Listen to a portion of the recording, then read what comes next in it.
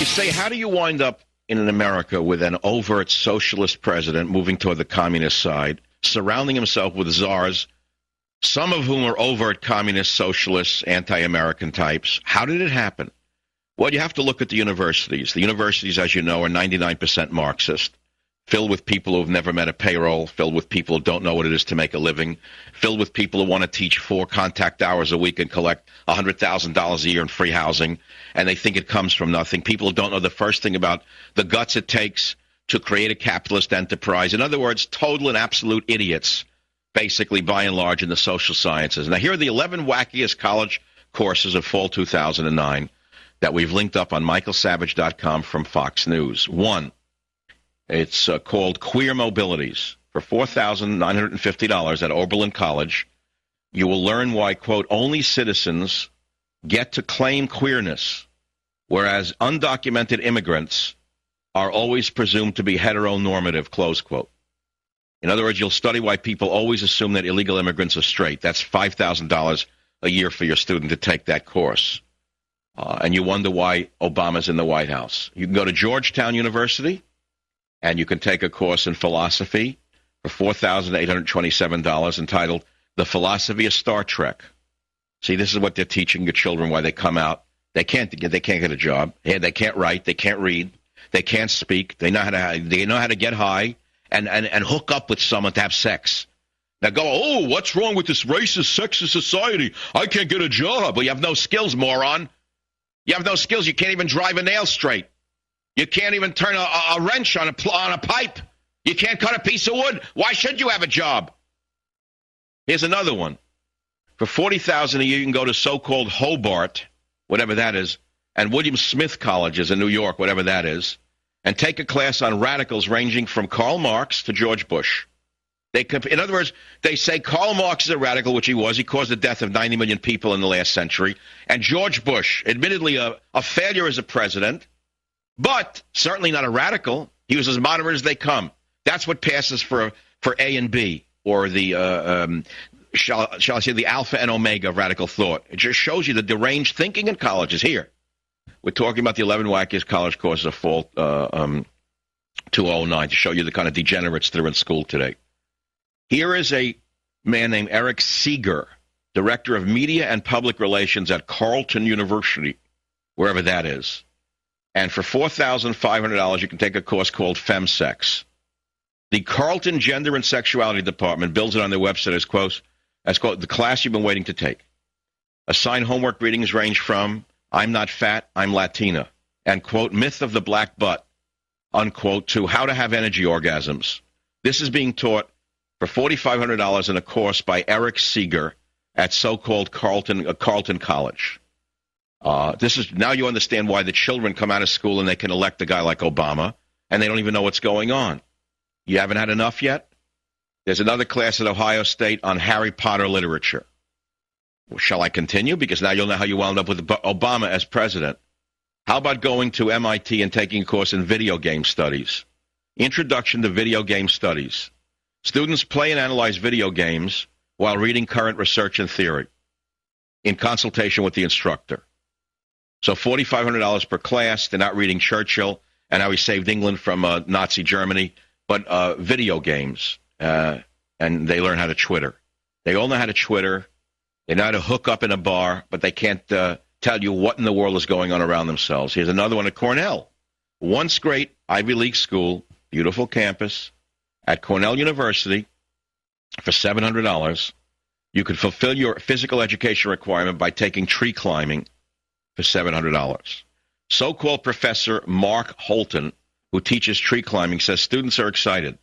Well, you've never offered a tree climbing class that is not filled to capacity. I'm not making this up. He said, we also go to Costa Rica for climbing in the jungle. And you wonder why your daughter can't get a job after you spent $200,000 sending it to Orgasm University. At Alfred University in New York, you can now learn how to make maple syrup for $1,500. That's actually not a bad course. At least they could do something.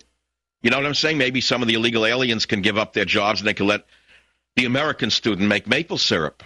So we're reading 11 wackiest college courses for fall 09. Here's another one. Occidental College, wherever that is, never heard of it. It's at Los Angeles, I guess, and the course is called Stupidity. For $4,875, you can study stupidity at this college, and the course description is hard to beat, and it says, quote, stupidity makes itself felt in political life, ranging from the presidency to Beavis and Butthead. Stupidity is neither ignorance nor organicity, the description reads. And if you can understand that, you probably won't end up being dissected in the course. This is what passes for a course now in college. That, along with courses on race, sex, and gender, you get the picture. And now you understand why Barbara can't read and why Johnny can't get a job. How about zombies? At Ole Miss, they teach a course called Zombies. The Living and the Undead. Students will watch zombie films, read zombie books, and write a zombie research paper. Do you realize what this is? This is the death of the West. Don't you understand what it is? Don't you understand why the moderate Muslim is starting to hate the Western civilization? You know, you think all Muslims are dangerous. You're wrong. Most of the Muslims in America, as you know, want the same life you do. The thing is, they don't want the degeneracy to go with it. They don't want their daughter to become a degenerate. They don't want their son to become a degenerate. They want the children to grow up to be something, make something of themselves. They wake up and they see what's going on in this country. They don't understand what country they moved to. You understand? And what I say to you, why I'm telling you all of this, students at Berkeley can learn about the television judge arguing with Judge Judy, a rhetoric class that costs a certain amount, a couple of $1,000s, arguing with Judge Judy. So in other words, if you want to study logic, you don't study logic, you argue with a TV character at University of California at Berkeley. It's actually sad. You can read all of these courses by going to my website, michaelsavage.com. 1-800-449-8255. What would you like to talk about? I've just given you some courses. What is the most insane college course you've ever taken? Should Michael Savage accept the invitation to go to, what's the name of the university? I forgot already. Cambridge University, and accept the invitation to debate there. I mean, it's a very interesting invitation. It certainly has distinguished me as the most important talk show host in American history in that regard. You know that they would never invite Rush Limbaugh because he could never debate. And you say, well, why do you keep bashing him? I'm not bashing Rush. I'm trying to tell you that I'm really pissed at Rush. I'm pissed at Hannity. I'm pissed at the hemorrhoid because they will not cover the most vital and important story of their time, which is a fellow talk show host who was their competitor, who has been banned from a Western democracy. I am very pissed at them for getting away with it because you let them get away with it the same way you let the Republicans get away with Van Jones in the White House. And that's why the New Yorker featured me as a man who is a member of a party of one. Moderate drinking may help the brain. It's a new article came out in the American Journal of Geriatric Psychiatry. And they reviewed 15 studies that overall, all these studies followed more than 28,000 subjects for at least 2 years. And they found that moderate drinking may help the brain. But there's an interesting part to this. We've known this for a while.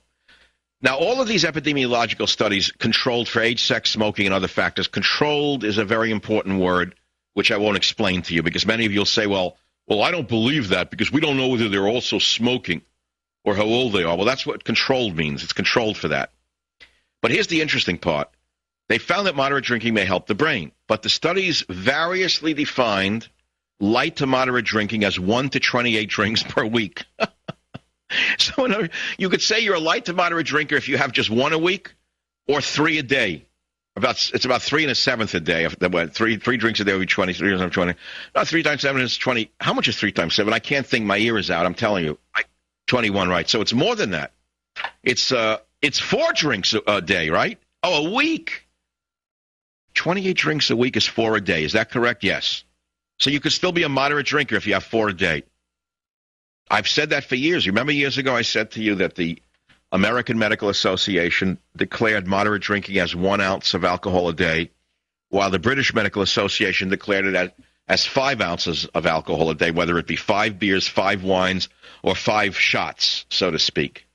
And I said, I like the British view of what moderation is.